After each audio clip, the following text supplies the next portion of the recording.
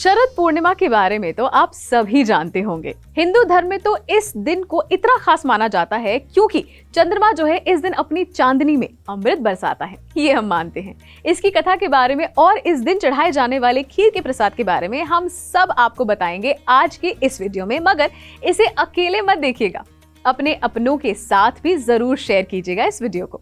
अब कैसे आप शरद पूर्णिमा पर चंद्रमा के इस अमृत को अपने लिए बटोर सकते हैं, इसके बारे में एक खास वीडियो जो है वो हमने आपके फायदे के लिए पहले ही बनाई हुई है और हमारे चैनल धर्मा लाइव पर शेयर भी कर दी है।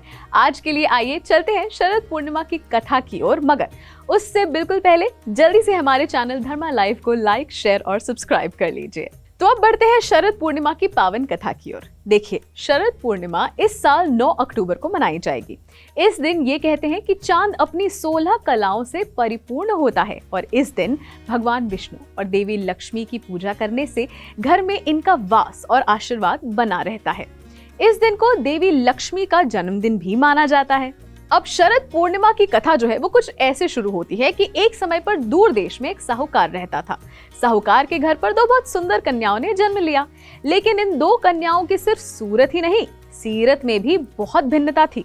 बड़ी लड़की के मन में भगवान रमे हुए थे और वो पूरे मन से हर पूर्णिमा को सारे विधि विधान समेत व्रत करती थी। मगर वहीं छोटी बेटी बड़ी बहन की देखा देखी व्रत तो करती, मगर वो विधि विधानों का पालन नहीं करती थी। ऐसे में उसके लिए ये सब आडंबर था और दिखावे के लिए वो इस व्रत को करती थी। दोनों कन्याएं जल्द ही बड़ी हुई और अब साहूकार ने उनकी शादी करवा दी।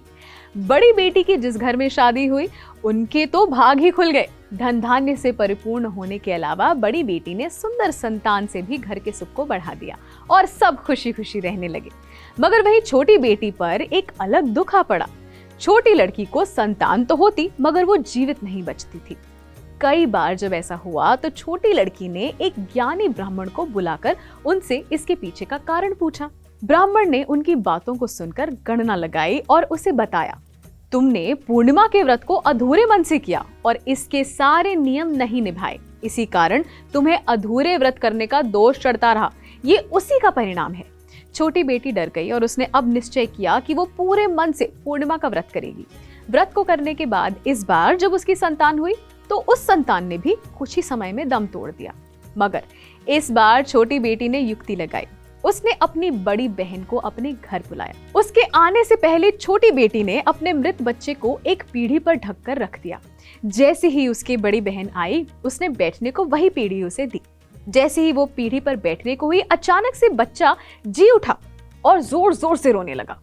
असल में बड़ी बहन की चुनरी का कोना उसे छू गया था और उनके किए हुए व्रत से उपार्जित पुण्य के कारण उनके छूने से उसमें वापस जान आ गई थी। बड़ी बहन को बड़ा गुस्सा आया और उसने अपनी छोटी बहन को डांटा। तब माफी मांगते हुए छोटी बहन ने कहा, दीदी मैं तो बड़ी अभागिन थी, मुझे व्रत का महत्व नहीं पता था। आज आपके पुण्य से ही मेरा बच्चा जीवित हुआ है। अब मैं भी आप ही की तरह हर पूर्णिमा का व्रत पूरे विधि विधान से करूंगी। मैं सभी को इसके बारे में बताऊंगी भी, ताकि आपके घर की तरह सभी के घर में भगवान विष्णु और मां लक्ष्मी की कृपा बनी रहे। तो ये थी आपके लिए शरद पूर्णिमा की कथा। कैसी लगी आपको हमारी ये वीडियो, हमें जरूर नीचे कमेंट सेक्शन में लिखकर बताइए और ऐसी और वीडियोस के लिए देखते रहिए धर्मा लाइव।